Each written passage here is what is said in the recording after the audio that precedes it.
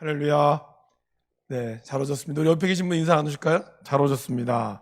축복합니다. 주님의 이름으로 축복하고 환영합니다. 네.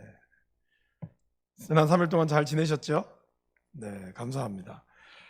오늘 주기도문 세 번째 간구 함께 프린트물을 보시면서 먼저 질문과 답을 함께 읽어보도록 할까요? 먼저 제가 질문 드리겠습니다. 제103문 세 번째 간구에서 우리는 무엇을 위해 기도합니까? 뜻이 하늘에서 이루어진 것 같이 땅에서도 이루어지다는 세 번째 간구에서 우리는 천사들이 하늘에서 그러는 것처럼 하나님이 그의 은혜로 우리가 모든 일에서 그의 뜻을 가까이 그리고 능히 알아 순종하고 복종할 수 있도록 만들어 달라고 기도합니다. 네. 여러분 주기도문의 구성을 보시면 첫 번째는 이제 하늘에 계신 우리 아버지요. 그리고 마지막은 나라와 권세와 영광이 아버지께 영원히 있사옵나이다. 이것이 앞뒤로 딱 있고 그 다음에 중간에 하나님께 드리는 세 가지의 간구가 나옵니다. 첫 번째는 이름이 거룩히 여김을 받으시오며, 그러니까 하나님의 이름을 내가 잘 알 수 있게 해달라고 기도하는 것이죠. 그 이름을 잘 알면 두 번째는 뭐죠? 나라가 임하시며 하나님께서 내 가운데 하나님의 나라가 내 가운데 이루어지게 하시고, 세 번째 이제 오늘 하는 것이 뜻이 하늘에서 이루어진 것 같이 땅에서도 이루어지이다. 바로 이 믿음에 대한 부분입니다. 그러니까 하나님의 나라가 내 마음에 이루어지는, 하나님의 나라가 나를 통치하시고 하나님이 나를 통치하시면 내가 그것을 믿음으로 반응하며 이루어지도록 기도하는 거죠. 그래서 두 번째 보시면 모든 일에서 그의 뜻을, 그러니까 하나님의 나라가 이루어진다는 것은 하나님의 뜻을 이루는 것이죠. 예수님께서 우리에게 마태복음 26장 39절에 십자가에 못 박혀 돌아가시기 전에 그렇게 기도하셨죠. 같이 한번 읽어보실까요? 조금 나아가사 얼굴을 땅에 대시고 엎드려 기도하여 이르시되 할만하시거든 이 잔을 내게서 지나가게 하옵소서. 그러나 나의 원대로 마시옵고 아버지의 원대로 하옵소서 하시고. 여러분 이 기도를 몇 번 하셨죠? 예수님이 무려 3번을 했습니다. 3시간에 걸쳐서. 그러니까 이 기도가 어떤 기도라는 거예요? 만만치 않은 기도라는 거예요. 그러니까 우리는 이렇게 아버지 그냥 아버지 뜻대로 이루어지길 원합니다, 이렇게 쉽게 이야기할 수 있지만 예수님은 이 나의 원대로 마옵시고 아버지의 원대로 되기를 원합니다라고 하는 이 마음을 무려 장작 3시간 동안이나 3번 이렇게 간구했다라는 겁니다. 그건 뭘 보여주는 걸까요? 아버지의 뜻을 이루는 기도가 얼마나 힘든 것인가, 이거를 우리에게 단편적으로 알려주고 있다는 것이죠. 특별히 예수님이 가장 사랑했던 제자들과 같이 갔는데 제자들에게도 뭐라죠? 내가 지금 마음이 너무 힘들어서 죽게 되었어, 죽을 만큼 힘드니까 제발 너희들도 나를 위하여 기도해 달라고 간절히 요청을 했어요. 그런데 제자들은 어떻게 했죠? 잠들었어요. 예수님은 어떻게 했어요? 간절히 기도했는데 얼마나 간절히 기도했냐면 누가복음 22장에 보면은 땀이 땅에 떨어지는 핏방울 같이 될 정도로 기도했다고 그랬어요. 그러니까 여러분 이렇게 예수님께서도, 하나님 되시는 예수님께서 간절한 기도를 이렇게 했다는 거죠. 어떻게? 아버지의 뜻이 내 원대로 말고 아버지의 뜻대로 되게 해달라고 기도했다는 거예요. 그러니까 우리는 이 기도의 내용을 압니다. 그래서 우리도 그렇게 기도하죠. 하나님 내 뜻대로 하지 마옵시고 아버지 뜻대로 되기를 원하고 기도하지만, 그러나 정작 우리는 어떻죠? 삶으로 돌아가면 여전히 내 뜻을 찾아간다는 거예요. 그러니까 이 뜻을 위해서 기도한다는 게 그게 만만치가 않다라는 겁니다. 그러니까 이거는 처절한 싸움이 우리 가운데 있다라는 것이죠. 그래서 패션 오브 크라이스트라고 하는 영화를 보신 분은 아시겠지만 그 예수님이 기도할 때 누가 등장하죠? 뱀이 등장해요. 뱀이 예수님 옆에서 이렇게 나타납니다. 그리고 이제 마지막에 예수님이 이제 모든 결심이 섰을 때 뱀의 머리를 딱 치죠. 그게 이제 창세기 3장 15절에 나오는 여자의 후손이 뱀의 머리를 상하게 할 것이요라는 그거를 이제 어떻게 보면 보여준 거죠. 상징적으로 보여주는 장면이죠.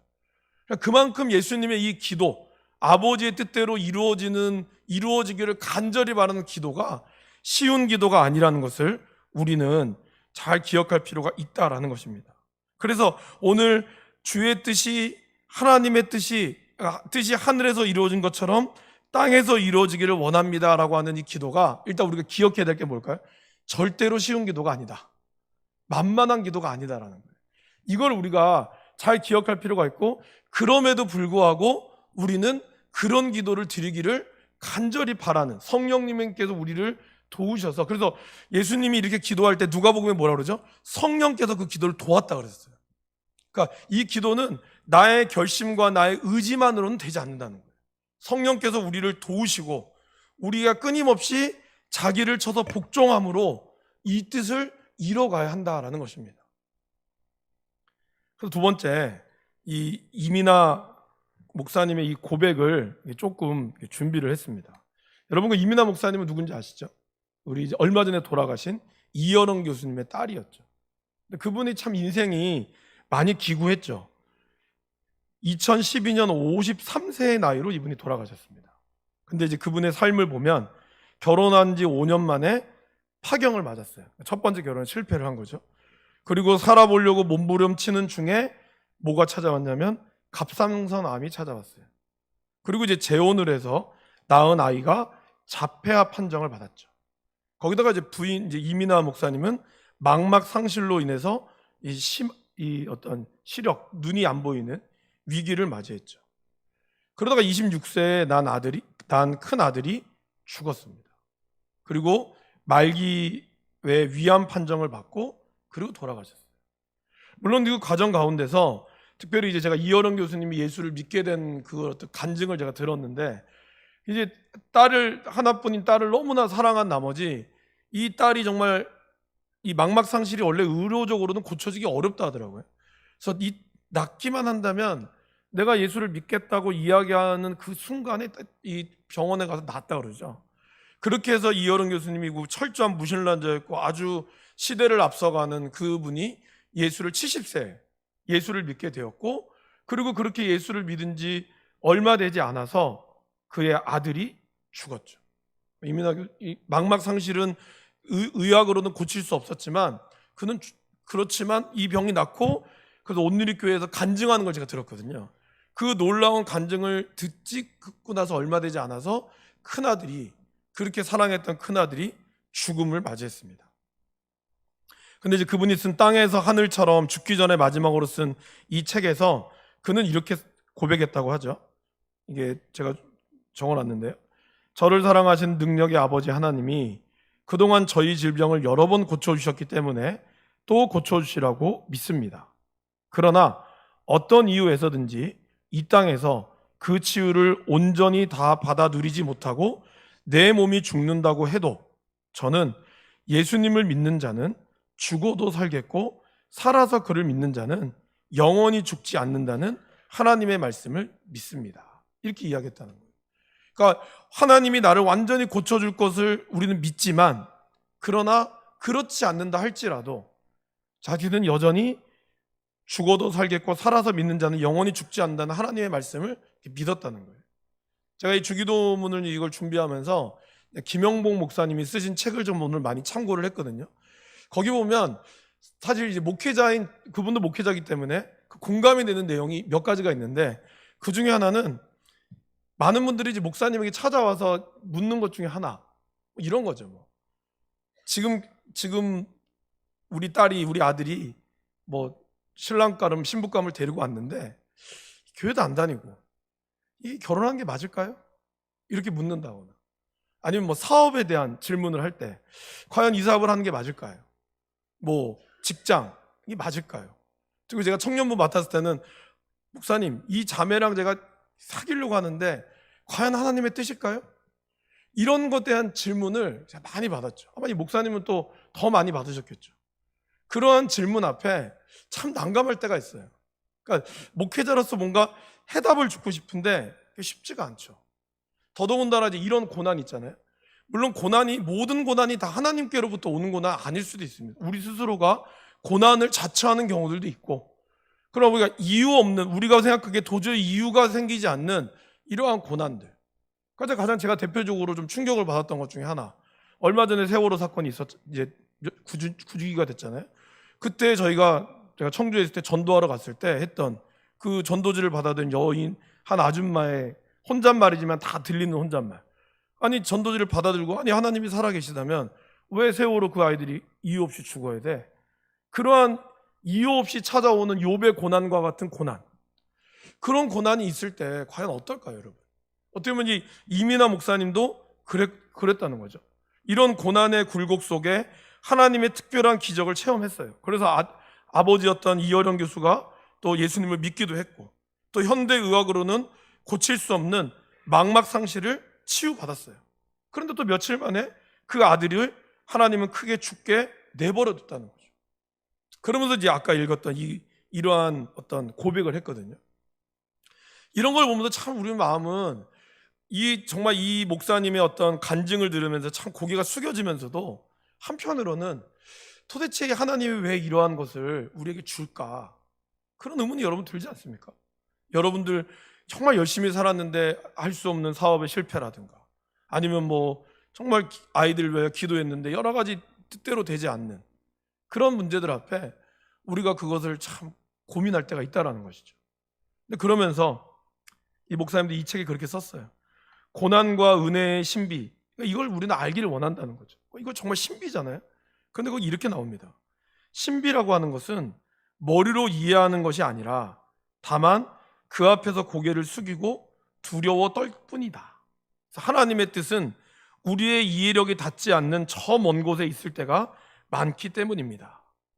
그러게 우리가 하나님의 뜻은 알기도 어렵지만 사실 안다고 해도 우리가 과연 그것을 행하는 것도 더 어렵다는 겁니다. 정말 우리가 하나님의 뜻을 다 알면 여러분 할 수 있을 것 같으세요? 욥이 던졌던 질문은 그거였거든요. 욥은 너무 답답했어요. 하나님의 뜻을 알기를 원했어요. 그러나 하나님이 마지막 순간에 다 보여줬을 때 욥은 그걸 감당할 수가 없었거든요. 과연 우리가 하나님의 뜻을 다 알기를 원하지만 그 하나님의 뜻을 우리가 다 이해할 수 있을까? 그죠? 아이들이 보는 그 시선의 눈으로 어른들의 세계를 다 이해할 수 없거든요.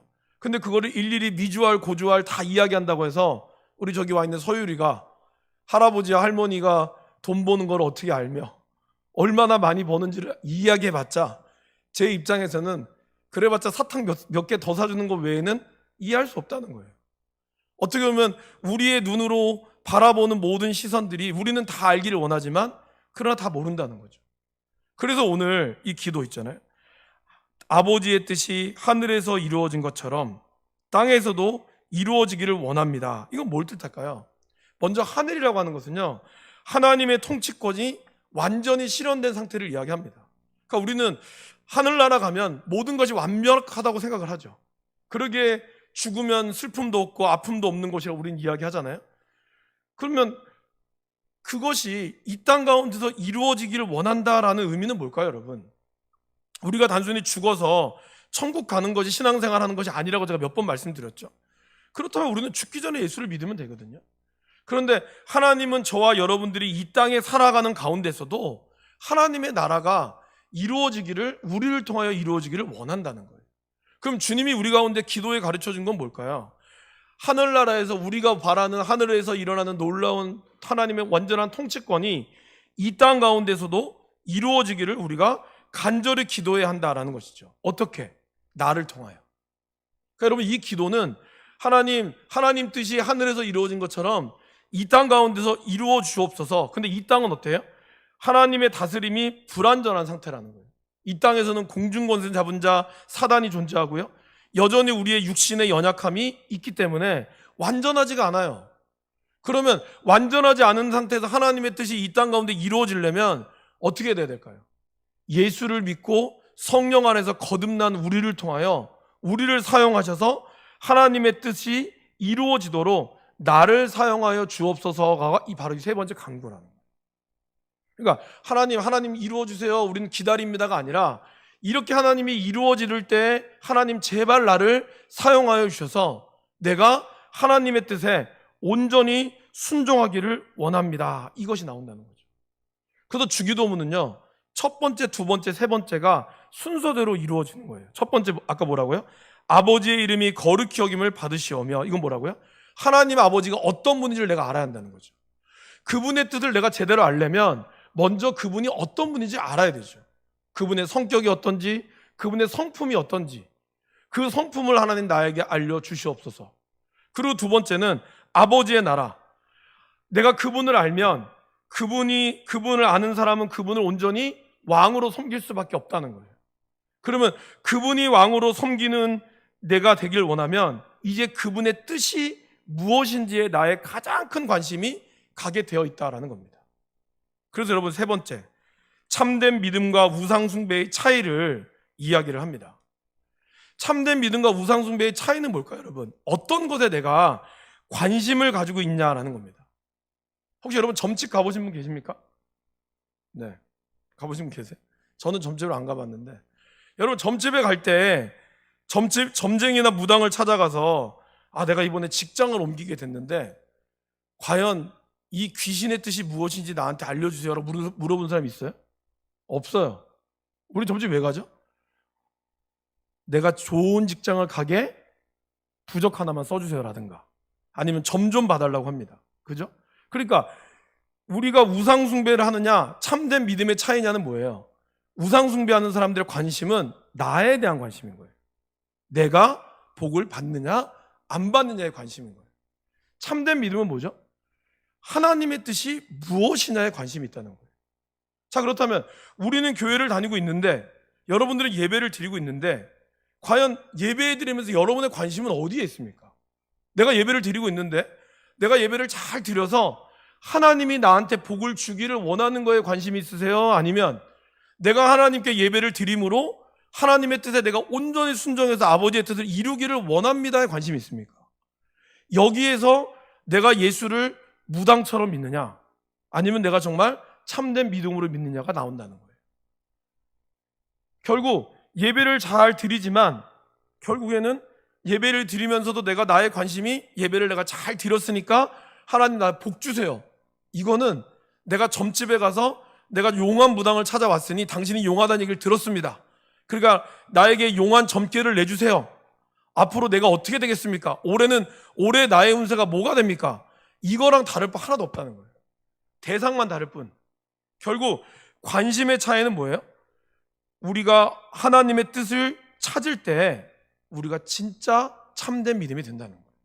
근데 내가 하나님의 뜻을 찾기보다는 교회에 왔지만 여전히 내 뜻을 찾고 있다면 우리도 모르게 예수 무당을 찾고 있다는 거예요. 그러니까 하나님의 뜻이 내 뜻 가운데 이루어지기를 원한다. 이건 뭐예요? 먼저 아버지의 뜻이 무엇인지를 내가 관심을 갖고 그 뜻이 나를 통하여 이 땅 가운데 이루어지기를 원한다는 거죠. 여러분, 하나님의 뜻은 자주 우리의 뜻과는 다를 경우가 너무 많아요. 더더군다나 어떻죠? 완전히 반대되는 경우도 있다라는 것이죠. 우리의 마음은 이기심으로 오염되어 있고 때로는 빗나가고 있고 비뚤어질 때가 있어요. 그래서 우리는 예수를 믿을 때도 마음에 솟아나는 욕망들이 하나님의 뜻과 어긋날 때가 너무 많다라는 거죠. 그럴 때 우리는 고난을 피하고 싶고 견딜 수 없어서 나는 고난을 포기할 때가 있습니다. 그래서 어떤 분은 그러죠. 교회는 너무 깊숙이 들어가면 안 된다고. 상처받는다고. 물론 그 말이 뭐 그럴 수도 있겠지만, 그러나 진짜 우리가 하나님의 깊은 은혜 가운데 들어간다는 것은 교회 일을 열심히 한다는 그 차원이 아니라 그분의 은혜 가운데 그분이 나에게 주시는 그 말씀의 깊이, 때로는 그것 때문에 오는 이 고난도 내가 온전히 감당하겠다는 이 믿음의 결단이 있어야 되는 거거든요. 그래야지 우리의 믿음이 성장하고 하나님이 여러분들에게 주시는 이 뜻이 이 땅 가운데 온전히 이루어진다라는 겁니다. 근데 여러분, 더 감사한 건 뭐죠? 하나님께서는 우리가 고난을 당할 때 결코 우리가 감당하지 못할 고난을 주십니까? 안 주십니까? 안 주신다는 거예요. 그래서 고린도전서 10장 13절 1페이지 제일 마지막, 여러분은 한번 읽어보실까요? 여러분은 사람이 흔히 겪는 시련밖에 다른 시련을 당한 적이 없습니다. 하나님은 신실하십니다.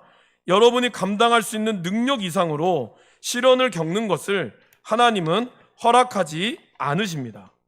하나님께서는 시련과 함께 그것을 벗어날 길도 마련해 주셔서 여러분이 그 시련을 견디어낼 수 있게 해 주십니다. 그렇기 때문에 한마디로 뭐예요? 쫄지 말라는 거예요. 여러분들이 오는 고난이 올 때 쫄지 말라는 거예요. 왜? 하나님은 여러분들이 감당하지 못할 고난 당함을 절대로 허락하지 않는다는 거죠. 여러분들의 자녀들이 뭐 어려움이 있지만 부모님들 딱 그 바운더리 안에서 놀게 하잖아요. 더 위험하면 부모님 손을 잡죠. 그런 것처럼 부모가 이 아이들을 감당할 수 있는 이 영역 안에 아이들을 놀게 하듯이 하나님 또한 그분의 울타리 가운데서 여러분들에게 고난과 시련을 때로는 주신다는 거예요. 근데 우리가 우리 마음대로 생각하다 보니까 이 고난에 대해서도 내 마음대로 생각하다 보니까 우리가 자꾸 쪼는 거예요. 두려워하게 되는 거죠. 저를 따라해 보실까요? 쫄지 맙시다. 네, 옆에 계신 분들 보면서 쫄지 맙시다. 네, 네. 쫄지 마시기를 바랍니다. 그분이 여러분의 품 안에서 여러분을 붙드셨다는 거죠. 그 테레사 수녀, 캘커타에 있는 테레사 수녀님이 이런 얘기를 했대요. 하나님은 제가 감당할 수 없는 고난을 허락하지 않으신다는 것을 저는 믿습니다. 다만 하나님이 저를 너무 믿지 않으시기를 바랍니다. 하나님 너무 힘드니까, 자꾸 힘든 걸 주니까 하나님이 나한테 고난을 이겨낼 수 있는 힘을 주신 건 나 믿습니다. 근데 하나님 나를 너무 믿으시는 거 아니에요? 왜 이렇게 어려운 걸 자꾸 주실까요? 이러한 농담 반 진담 반의 모습이 있지만 중요한 대전제는 뭐예요? 하나님은 결코 우리를 감당하지 못할 시험당함을 주지 않으신다라는 겁니다. 그리고 우리가 이 하나님의 뜻에 있어서 우리가 잊지 말아야 될 것은 뭘까요? 하나님의 뜻과 관계에서 우리가 중요한 진실을 확인해야 됩니다. 첫 번째, 하나님이 하신다는 거죠. 그 밑에 읽어보실까요? 하나님의 뜻은 그것이 우리에게 어떻게 보이든지 상관없이 결국 우리에게 유익합니다 라는 겁니다. 여러분, 하나님의 뜻은요, 여러분들이 지금 처해 있는 상황이나 어떠하든지 간에 결국에는 이것은 여러분에게 유익한 쪽으로 하나님이 반드시 준다라는 거예요. 예레미야 29장 11절 말씀을 같이 한번 읽어보실까요? 너희를 두고 계획하고 있는 일들은 오직 나만이 알고 있다. 내가 너희를 두고 계획하고 있는 일들은 재앙이 아니라 번영이라. 너희에게 미래에 대한 희망을 주려는 것이다. 나 주의 말이다. 여기서 이 번영이라는 말은 여러분들 알고 있는 막 물질적인 이런 번영을 뜻하는 것이 아니라 하나님이 함께함으로 오는 축복을 뜻하는 거예요. 여러분, 이 예레미야 29장 11절 말씀은 어떤 말씀일까요? 바벨론으로 끌려가 있는 사람들이 그들이 지금 여기서 농사를 짓고 해야 되나?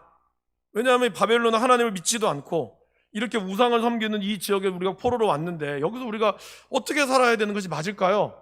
이거를 이제 예레미야한테 편지를 쓴 거예요. 근데 예레미야가 뭐라고 썼습니까? 야, 거기서 애 낳고 잘 먹고 잘 살아. 잘 사는 게 네가 믿음으로 사는 길이야. 그렇게 이야기한 거예요. 그러니까 이들이 정말 그래도 돼요? 우리는 이렇게 바벨론에서 이렇게 살아도 됩니까? 오히려 더 나라의 독립을 위해서 싸워야 되는 거 아니에요? 그때 예레미야가 이 말을 한 거예요. 너희를 두고 계획하는 일들은 오직 하나님만이 알고 있다는 거예요. 그래서 하나님께서 지금 너에게 이렇게 주는 것은 계획하고 있는 모든 것들은 당장은 재앙 같지만 재앙이 아니라는 거예요. 그래서 너희에게 미래에 대한 희망을 주려는 것이죠. 이 뜻을 제대로 알려면 그 다음 뭐라고 했을까요, 여러분? 29장 13절, 너희는 나를 간절히 찾으라는 거죠. 하나님의 뜻을 간절히 찾을 때에만이 우리가 이 뜻을 제대로 알 수 있다는 거예요. 그러니까 하나님의 뜻을 우리의 인간의 눈으로는 잘 몰라요. 그러니까 우리가 기도함으로 온전히 찾아야 한다라고 이야기하고 있다는 것이죠. 그 로마서 8장에서 사도 바울도 무엇을 이야기하고 있죠? 하나님을 사랑하는 사람들, 곧 하나님의 뜻대로 부르심을 받은 사람들에게는 모든 일이 서로 협력해서 선을 이룬다는 것을 우리는 압니다. 성령으로 충만한 사람은 이러한 고난 가운데서도 하나님께서 이 모든 것들이 합력하여 선을 이룬다는 것을 안다는 거예요. 그래서 여러분, 하나님의 뜻은 그것이 우리에게 어떻게 보이든지 간에 상관없이 우리에게 유익하다라고 하는 이 전제가 여러분들이 필요하다는 거죠. 그리고 하나님의 뜻을 여러분이 묻기 전에 우리가 뭘 여러분 믿어야 될까요? 그분의 선의에 대한 믿음을 가져야 한다는 거예요. 이해가 되십니까? 우리가 하나님 뜻이 도대체 뭐예요? 라고 물었을 때 이거를 내가 물었을 때 우리의 의도가 뭐냐가 중요하다는 거예요. 정말 여러분 그분을 내가 믿기 때문에 여러분이 물으시는 겁니까? 아니면 불신하는 거니까 물으시는 거냐? 이게 중요한 거죠. 왜? 남편을 여보 오늘 뭐 할 거예요? 여보 오늘 계획이 뭐예요? 이렇게 묻는 거랑 여보 도대체 계획이 뭐예요? 다르죠. 똑같은 질문이지만 앞에는 남편이 오늘 좋은 계획이 있는 걸 믿는 거지만 밑에는 두 번째는 도저히 믿을 수가 없는 거야, 이 남자를. 그러니까 이제 확인하는 거죠. 도대체 계획이 뭔데? 뭐 이렇게 한다. 그래서 뭐 잘 되나? 이렇게 나오면 안 된다는 거죠. 우리가 그분 앞에 물을 수 있어요. 그러나 그분 앞에 우리가 물을 때 과연 우리의 의도가 뭡니까? 정말 그분이 나에게 알려줄 때 내가 정말 이 모든 것을 하나님은 정말 나에게 선의로 좋은 것으로 주시는 분이라는 믿음을 가지고 내가 묻는 것인지, 아니면 도저히 믿을 수 없다라고 우리가 믿는 것인지, 이것이 되게 중요하다는 거죠.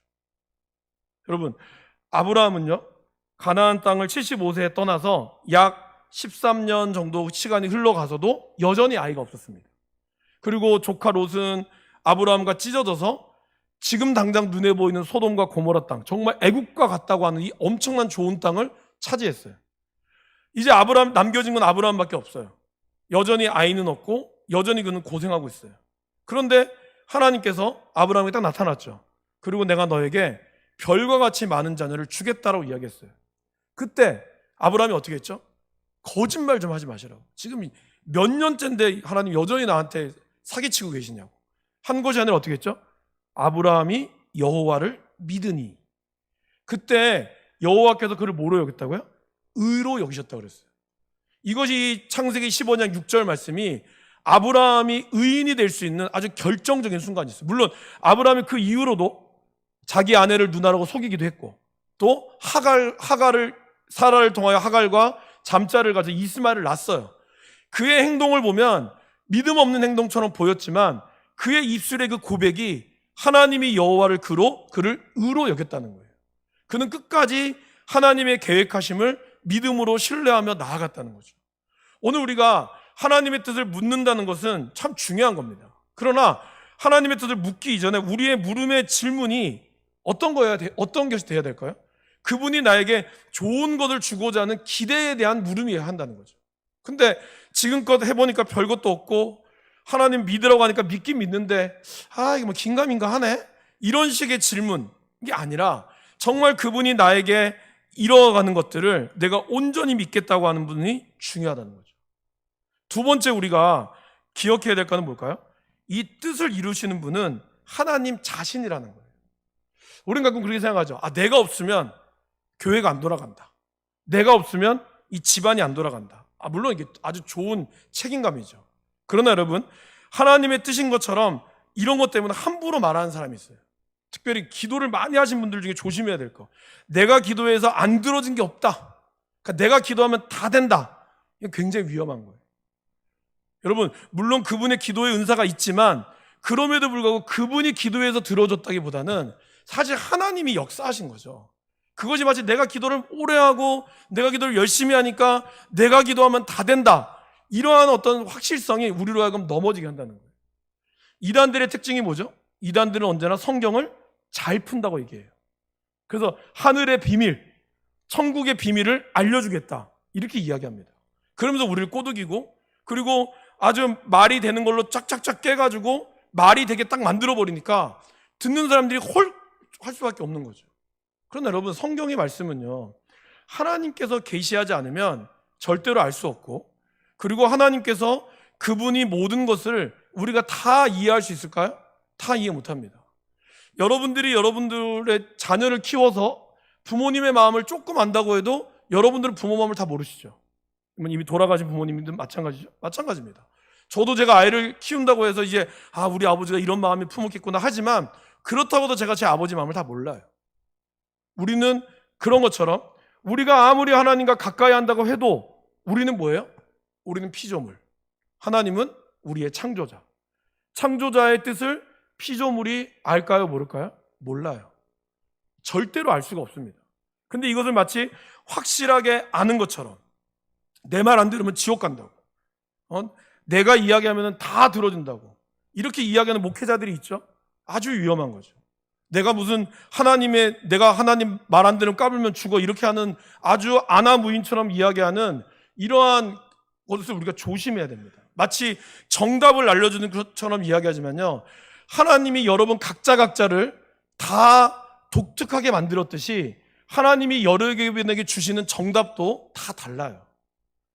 큰 틀에서는 비슷할 수 있으나 그러나 각자에게 주는 하나님의 은혜와 은총이 다 다르듯이 그것은 하나님의 신비 중에 신비죠. 우리가 이걸 기억하셔야 한다는 겁니다. 그렇기 때문에 하나님의 이 뜻을 이루시는 것을 우리가 잘 알아야 한다는 겁니다. 자기가 하나님처럼 떠드는 사람들이라고 하지만, 내가 아니면 안 된다고 이야기하지만, 정작 하나님은 시편 말씀에 오늘 뭐라고 이야기하고 있습니까? 주님께서 집을 세우지 아니하시면 집을 세우는 사람의 수고가 헛되며 주님께서 성을 지키지 아니하시면 파수꾼에 깨어 있음이 헛됨이로다. 어떻게 하고요? 주님께서 집을 세우셔야 되고 주님께서 성을 지키셔야 한다는 거예요. 우리가 일찍이 일어나 늦게 눕고 먹고 살려고 애써 수고하는 모든 일도 헛된 거란 거예요. 뭐가 없으면, 주님이 없으면. 아무리 열심히 일해도 그분이 막아버리면 할 수 없는 거예요. 그래서 진실로 주님께서는 사랑하는 사람에게 그가 잠을 자는 동안에도 복을 주신다라고 이렇게 합니다. 그러게 우리는 하나님의 뜻이, 하나님이 하시는 그 뜻을 이 땅 가운데서 나를 통하여, 하나님 제발 나를 사용하여 주시고 내가 주님의 뜻을 가지고 이 땅 가운데 하나님의 뜻을 이루기를 원합니다. 이 기도가 바로 이 세 번째 기도라는 것입니다. 누구처럼요? 세 번째, 천사들이 하늘에서 그러는 것처럼. 그래서 이 소요리 문답에서 천사들을 쓴 이 말씀의 근거가 바로 시편 103편 20절에서 21절입니다. 같이 한번 읽어보실까요? 능력이 있어 그의 말씀에 소리를 듣는 여호와의 천사들이여 여호와를 송축하라. 그에게 수종들며 그의 뜻을 행하는 모든 천군이여 여호와를 송축하라. 그러니까 여호와의 천사들이 여호와를 수종들며 그의 뜻을 행했던 것처럼 우리도 믿음으로 나아가기를 원합니다. 이렇게 우리가 기도하는 것이죠. 근데 여러분, 참 이게 헷갈리는 거죠. 하나님의 뜻을 우리가 확실히 알면 순종할 수가 있어요. 어떻게 보면 이민아 목사님처럼 하나님이 그러한 믿음과 알면 순종할 수 있고, 출애굽기에 나오는 구름 기둥과 불 기둥이 내 눈앞에 있으면 구름 기둥이 가면 되고, 멈추면 돼요. 근데 우리 눈앞에 구름 기둥과 불 기둥이 보입니까? 안 보입니까? 안 보여요. 그러니까 답답한 거죠. 그래서 우리는 확실한 주의 말씀이, 주님이 나에게 사인을 주면 가겠습니다, 아니면 안 가겠습니다, 이런 태도를 보일 때가 있는데, 말씀을 가만히 보시면요, 하나님의 비법, 그래서 예언의 은사, 내 말 들으면 다 된다, 아니면 말고, 이런 식의 사람들이 굉장히 많죠. 또 기도할 때도 직통 계시를 받았다고 하고 이런 사람들이 있지만, 믿음의 길에서 가장 조심할 거는 뭘까요? 확실한 것을 찾을 때 조심해야 한다는 거예요. 아까 전에 말씀드렸지만 어떤 부분에서 하나님이 우리에게 확실하게 보여주는 것도 있지만, 사실 상당수의 많은 부분에 대해서는 애매하거나 모호할 때가 많아요. 근데 여러분 보세요. 미리 뒷페이지 살짝 보시면 히브리서 11장 8절 가장 위에 이렇게 이야기하죠. 믿음으로 아브라함은 부르심을 받았을 때 순종하여 장래의 유업으로 받을 땅에 나아갔어요. 근데 그 다음 뭐라고 돼 있죠? 갈 바를 알지 못하고 나아갔다 그랬어요. 그러니까 하나님이 가라고 하긴 했는데 하나님이 주소 찍고 야 여기 주소 일로 가라고 하지 않았어요. 가나안 땅이라고 얘기하지 않았습니다. 우리는 가나안 땅을 알고 있지만 아브라함은 내가 내게 지시할 땅으로 가라라고 이야기했지 그 지시할 땅이 어딘지를 말씀하지 않았어요. 그래서 히브리서 11장 8절도 얘기하잖아요. 하나님이 주시는 약속은 얘기했어요. 씨, 내가 너에게 많은 자녀를 주겠다. 그 다음에 땅, 그리고 내가 너를 통하여 복을 주겠다. 씨와 땅과 복을 얘기하셨지만 그것이 구체적으로 어느 땅인지를 갈 바를 알지 못하고 갔다는 거예요. 어떻게 보면 우리의 믿음이라는 것은요, 뭘까요, 여러분? 믿음의 길에서 가장 조심해야 될 것은 육신을 입고 사는 인간이 영이신 하나님을 의지하고 살아가는 믿음의 길에서는 언제나 모호함과 불확실성이 존재할 수 있다는 거예요. 우리들은 하나님의 뜻을 알면 내가 가겠습니다 라고 이야기하지만 그렇게 해서 20년 동안 못 간 사람이 천지 빼가리예요. 하나님이 말씀하시면 내가 순종하겠습니다 하지만 과연 우리가 하나님의 뜻을 다 이해할 수 있을까요? 어떻게 보면 모호하고 불확실한 가운데 우리는 살아가고 있다는 거죠. 오늘 보세요. 고린도전서 13장 12절 말씀. 우리가 아직은 거울을 통해서 흐릿하게 보고 있지만 그때에는 얼굴과 얼굴을 마주하여 보게 될 것입니다. 그때가 언제일까요? 주님이 오실 때를 얘기하고 있어요. 그리고 아직은 내가 부분적으로 알고 있지만 그때에는 온전히 알게 될 것입니다. 그래서 하나님이 나를 온전히 알고 계신 것처럼 말입니다. 여기서 그때도 언제요? 주님이 오셨을 때. 그러니까 어떻게 보면 우리의 신앙은 모호함과 불확실성 가운데서 한 걸음 한 걸음 걸어 나가는 거죠. 이것이 되게 중요한 거죠. 그래서 예수님이 당장 미래에 닥쳐서 헤롯이 당신을 죽이러 왔습니다. 그때 예수님이 뭐라고 그랬죠? 나는 오늘과 내일, 모레 내가 해야 할 일을 하겠다고. 그게 지금 요즘에 치면 유명한 말에 내일 지구에 종말이 오더라도 나는 한 그루의 사과나무를 심겠다. 그 말과 비슷한 거죠. 그러니까 보세요. 오늘 우리에게 당장 내 안에 닥칠 위험이 뭔지 몰라요. 우리는 이 문을 열고 나가는 순간 죽을 수도 있습니다. 아무도 알 수 없어요. 그러나 그 죽음이 무서워서 하루 종일 집에만 있으실 거예요? 그 죽음이 무서워서 아무것도 못하고 여러분 있으실 거예요? 아니죠. 우리는 그걸 알 수 없으나 우리는 그거에 대해서 오늘 하나님이 여러분들에게 야 오늘은 아무 문제 없으니까 나가 이렇게 얘기하셔서 여러분 나오셨어요? 아니잖아요. 야 오늘은 너 오늘 보니까 운세가 별로 안 좋더라. 야, 너 오늘 집에 있어라. 이렇게 해서 여러분 안 나가신 분 계세요? 없어요. 물론 하나님이 정말 특별하게 말씀할 때가 있죠. 그러나 대부분 우리가 살아가는 모든 삶 가운데서는 그냥 우리가 걸어가는 이 때로는 불확실하고 모호한 상황 가운데서 우리는 일을 한다는 것이죠. 그러면 뭐가 필요할까요? 믿음은 알고 가는 것이 아니라 믿고 간다는 거예요. 누구를요? 하나님을. 하나님의 뜻을 온전히 다 우리가 알고 갈 수 있는 게 아니라 하나님의 뜻을 다는 모르지만 그러나 그분이 나에게 가장 좋은 거를 오늘 우리에게 허락하심을 믿습니다. 그 믿음으로 나아간다는 거예요. 그러니까 여러분 정답을 알아야지 나는 가겠습니다. 이렇게 이야기하는 게 아니라 그분이 나를 사랑하시기에 오늘 나에게 주는 이 오늘과 내일과 모레를 나는 걸어가겠습니다. 이것을 우리가 믿음으로 고백하며 나아가는 것이죠. 특별히 조정민 목사님이 그런 얘기를 했죠. 안개가 자욱할 때는 어떻게 해야 돼요? 뛰어갈 수 있습니까? 앞이 보이지 않을 때? 그러면 어떻게 되죠? 한 걸음 한 걸음 조심조심 걸어가는 거예요. 특별히 더 조심조심 걸어가야겠죠. 왜냐하면 바로 눈앞에 뭐가 있는지 모르기 때문에 짚어보면서 가는 것처럼 우리의 삶이 불확실할 때에 그때에도 한 걸음 한 걸음 조심스럽게 걸어가는 믿음의 걸음들이 필요하다는 겁니다. 오늘 다니엘서 3장 17절 18절 사드락 메삭 아벳느고가 느부갓네살 왕이 아니면 풀무불에 던져 죽을 거야 라고 이야기했을 때 뭐라고 고백했습니까? 같이 읽어보실까요? 불 속에 던져줘도 지키시는 우리 하나님이 우리를 활활 타는 화덕 속에서 구해주시고 임금의 손에도 구해주실 것입니다. 비록 그렇게 되지 않더라도 우리는 임금의 신들을 섬기지도 않고 임금님이 세우신 금신상에게 절을 하지도 않을 것입니다. 굽여 살펴 주십시오. 그죠? 그래서 이러한 믿음이 우리에게 필요하다는 거죠. 하나님이 나를 지켜줄 줄 믿습니다.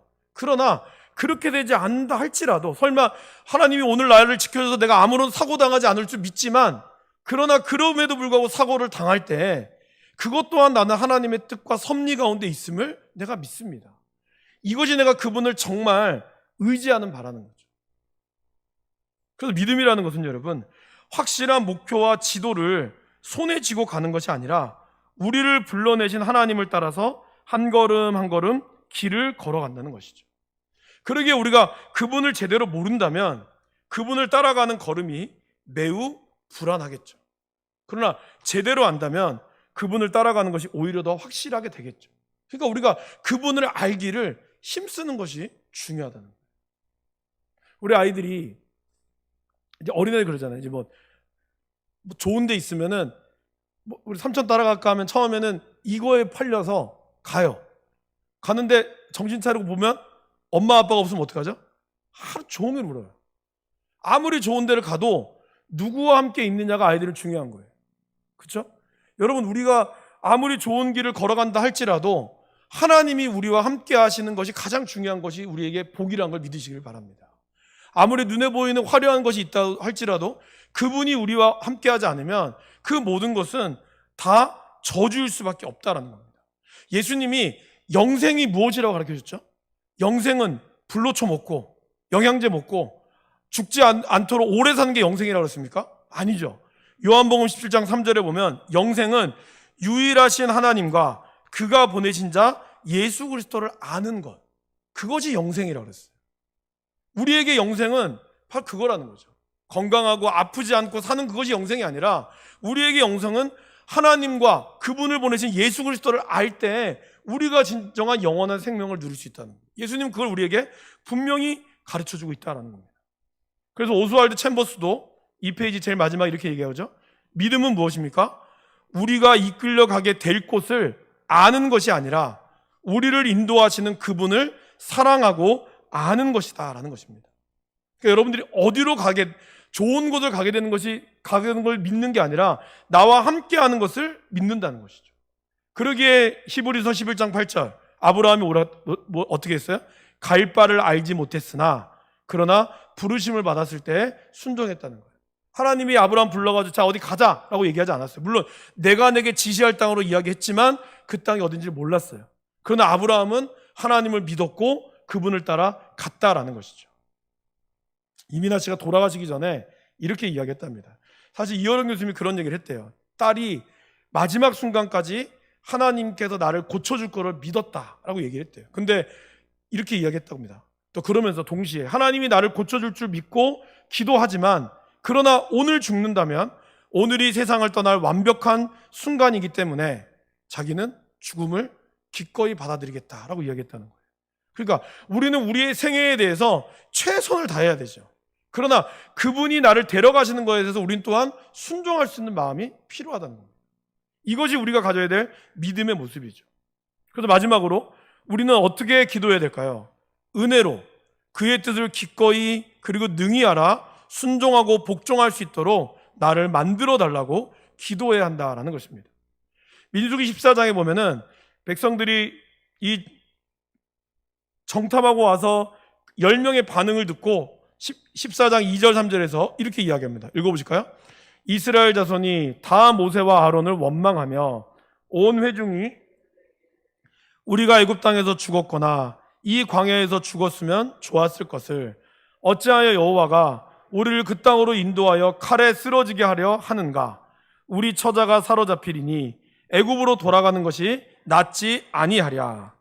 여러분 사실 우리도 객관적으로 봤을 때 땅이 너무 좋아요. 근데 거기 있는 사람들이 너무 너무 크고 만만치가 않은 거예요. 거기에 비해서 우리는 맨날 만나고 기껏 해봐야 메추라밖에 안 먹었으니까 키가 자라겠습니까? 키가 안 자라죠. 그러니까 잽이 안 되겠죠. 캄보디아를 가니까 애들이 이제 못 먹으니까 아이들 키가 작아요. 그러니까 우리도 저도 한국에서 큰 키가 아닌데도 제가 그들보다 훨씬 큰 거예요. 저보다 나이가 40살 되는 우리 전도사님도 키가 저희 한 목 정도밖에 안 와요. 그러니까 못 먹어서 잘 못 드시니까 그럴 수 있죠. 그러면 어떻게 보면 얘네들도 봤을 때 그럴 수 있을 거예요. 그러면 우리가 하나님을 신뢰한다면 어떻게 돼야 될까요? 그러면 하나님 왜 이 땅을 우리에게 주셨는지를 우리가 신뢰함으로 물어봤어야 되죠. 근데 그들은 어떻게 했죠? 묻지 않고 바로 자기의 하나님의 뜻이 뭔지를 살피려 하지 않고 믿지도 않았습니다. 그러면서 대번에 원망했다는 거죠. 근데 여호수아와 갈렙은 뭐라고 이야기하고 있습니까? 주님께서 우리를 사랑하신다면 그 땅으로 우리를 인도하실 것입니다. 젖과 꿀이 흐르는 그 땅을 우리에게 주실 것입니다. 다만 여러분은 주님을 거역하지만 마십시오. 여러분은 그 땅 백성을 두려워하지 마십시오. 그들은 우리의 밥입니다. 그들의 방어력은 사라졌습니다. 주님께서 우리와 함께 계시니 그들을 두려워하지 마십시오. 그들은 10명의 정탐꾼들은 그들을 보고 나를 보니까 잽이 안 됐지만 갈렙과 여호수아는 그들을 보고 하나님을 바라봤다는 거예요. 그 움직이는. 그러니까 여기 계속 나오는 게 뭐예요? 우리가 뭐 전술이 좋다 이게 한 게 아니라 하나님이 우리와 함께 하시기 때문에 우린 두렵지 않다. 이거에 대한 믿음이 있었다라는 것입니다. 결국 뭐예요? 자기 중심성이 아니라 하나님 중심성이었다는 거예요. 그러니까 주기도문의 핵심은 내 중심성에서 하나님 중심성으로 나를 맡길 때 이 기도가 이루어지게 되는 거죠. 그리고 하나님 중심성으로 나를 사용하여 주시옵소서. 그러면 내가 될 줄 믿습니다라고 기도하는 거예요. 그래서 우리 이렇게 기도해야 되겠죠? 저는 하늘 아버지의 뜻이 제일 중요합니다. 그 뜻이 제 삶 속에서 이루어지는 것이 가장 큰 행복입니다. 어떤 길이라도 걷겠습니다. 결국 아직 확실하게 손에 잡히며 눈에 보이진 않았지만 이미 하늘이 우리 가운데 와 있는 것처럼 하나님을 따라 그분이 인도하는 길을 걸어가는 것이죠. 여러분, 우리가 이 땅 가운데서 하늘나라의 어떤 작은 천국을 이뤄갈 수 있을까요? 저는 있다고 믿습니다. 저와 여러분들을 하나님 그래서 우리를 부르신 거예요. 우리의 교회를 통하여 또한 여러분들의 삶을 통하여 그러한 모습들이 일어나게 된다는 것이죠. 그러기에 우리에게 중요한 건 뭘까요? 하늘 아버지의 뜻을 가장 먼저 나오는 것. 그리고 이 세 번째 간구, 하나님을 전적으로 신뢰하고 그분께 모든 것을 내어드려 그분의 뜻이 이루어지게 하겠다는 나의 결단의 기도가 되어야 한다는 겁니다. 내 믿음의 목적은 내가 잘 믿어서가 아니라 이 믿음의 목적은 하나님이시라는 것. 그리고 내 삶의 주인은 내가 아니라 하나님이시라는 것. 그리고 나의 모든 것은 하나님의 것이라는 것을 고백하고 그렇게 살겠다고 다짐하는 기도. 그것이 바로 뜻이 하늘에서 이루어진 것 같이 땅에서도 이루어지기를 원합니다 라고 하는 우리의 기도라는 것을 기억하시기를 바랍니다. 이제 세 가지 간구의 결론을 함께 내볼까요? 첫 번째는 하나님을 제대로 알도록, 아버지의 이름이 거룩히 여김을 받으시오며, 이거는 내가 하나님을 정말 제대로 알아서 그분의 거룩함을 내가 제대로 알고, 그리고 그분이 하나님을 왕으로 섬기며 하나님께서 통치하여 주시고, 통치할 때 내가 그분의 자녀가 되어 그분의 종이 되어 하나님의 뜻을 이루어가는 일에 나를 사용하여 주옵소서. 이 기도를 우리가 드리는 것이 바로 첫 번째, 두 번째, 세 번째 간구라는 것을 기억할 수 있기를 바라겠습니다.